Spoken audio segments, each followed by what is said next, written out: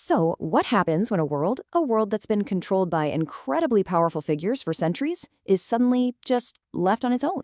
Today, we're exploring the legacy of the planet Jade, which asks that exact question. Let's dive in. And this line right here, it just perfectly captures the whole story. The untended garden.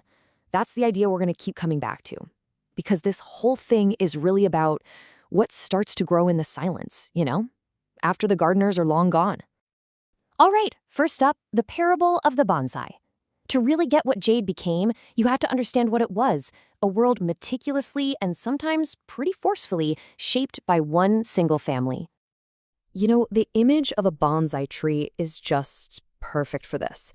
It's beautiful, it's strong, but its growth isn't natural at all. Every single branch is intentionally bent and pruned to look a certain way. And for centuries, that was Jade. The Emoto family, they didn't just rule, they literally shaped the planet's culture, its government, its entire destiny. What's so fascinating is that this gardening took two totally different forms. First, you had the father. He ruled with fear, basically pruning the world with a golden blade of tyranny. Then comes his daughter, Lyra, a Green Lantern. She guarded it with a green shield of duty. But here's the kicker. A blade or a shield, it's still a form of control, right? Just with very, very different motivations. Okay, so now we get to the moment that changed absolutely everything. This is when the gardener's hands were suddenly and violently removed. This timeline just shows how sudden and total the shift was. You've generations of the Omotos being in charge, and then boom, Lyra, the last of her line, gets consumed by the rage of the Red Lanterns, and she's just gone. In an instant, that constant force shaping Jade disappears, leaving this massive power vacuum. Can you imagine that? For hundreds of years, the presence of an Omoto was just a fact of life, like the sun rising. Their sudden absence created this silence that must have been both completely terrifying and kind of liberating. The world was finally theirs, but they had forgotten what to even do with it. So what happens next? Well, a governing body, the Dryas Council, steps in to try and hold things together. But the real problem wasn't political. Not really. The entire society had forgotten how to walk alone. Even the Golden Dragon cultists, who followed Lyra's father, they were suddenly leaderless.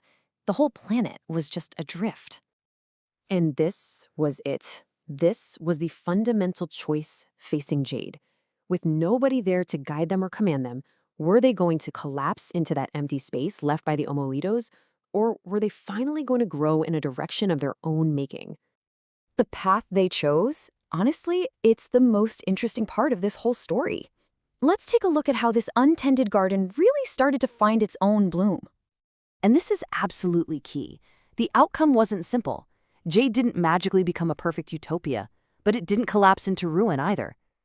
The reality was way more complex, and frankly, a lot more human than that. Instead of chasing power or trying to build some new glorious empire, Jade turned inward. Its new identity was forged in remembrance, not ambition. It became a culture defined by healing and this quiet, collective memory of everything it had been through. This slide illustrates their choice perfectly. In the city of Exol, the place where that final, devastating battle between Lyra and her father happened, they didn't build any monuments to their power. No statues, no grand halls. Instead, they just let the wild vines grow over the ruins. By letting nature reclaim the past, they finally took control of their future. This all led to what our source calls a gray peace. And that name is just perfect, isn't it? For so long, their world was defined by these huge cosmic forces: green will, red hate. This new peace, it wasn't either of those. It was just theirs. It was human. So, what's the ultimate legacy of this whole journey? After everything, what are the fruits of this untended garden? It really comes down to two profound changes. First, genuine self-governance. The Drawways Council could finally lead without any lantern politics getting in the way. And second, self-reliance. Without a cosmic protector on call, Jade had to develop its own defenses, its own diplomacy. They learned to stand on their own. Ultimately, the story of Jade leaves us with this really powerful question. What happens when a world finally outgrows its heroes? It's a story about moving beyond the shadow of even the most well-intentioned protectors and figuring out what it truly means to be free. Jade's legacy is one of quiet strength, a strength they could only find after the gardeners were gone.